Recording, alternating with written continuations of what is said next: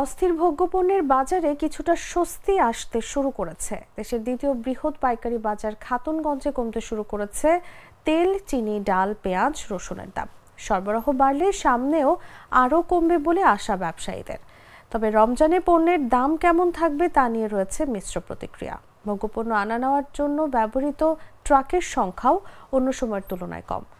ব্যবসায়ীদের সঙ্গে কথা বলে জানা যায়, গত 15 দিনের ব্যবধানে নিত্য প্রয়োজনীয় বেশ কয়েকটি ভোগ্যপণ্যের দাম কমেছে। খাতুনগঞ্জের ব্যবসায়ী শাহজাহান বাহাদুর জাগো নিউজকে বলেন, বর্তমানে তেল, চিনির দাম কিছুটা কমেছে। প্রত্যেক আইটেমে মন প্রতি কমেছে 100 টাকার মতো। বাজারে এখনও এস আলম, সিটি, মেঘনা গ্রুপের চিনি পাওয়া যাচ্ছে। সয়াবিন তেলের দামও গত 2 সপ্তাহের ব্যবধানে মন প্রতি 100 টাকার মতো কমেছে। গত 2 সপ্তাহের ব্যবধানে 20 থেকে 25 টাকা কমেছে পেঁয়াজ, রসুনের দাম। বাজারে কমছে ডাল জাতীয় পণ্যের দামও।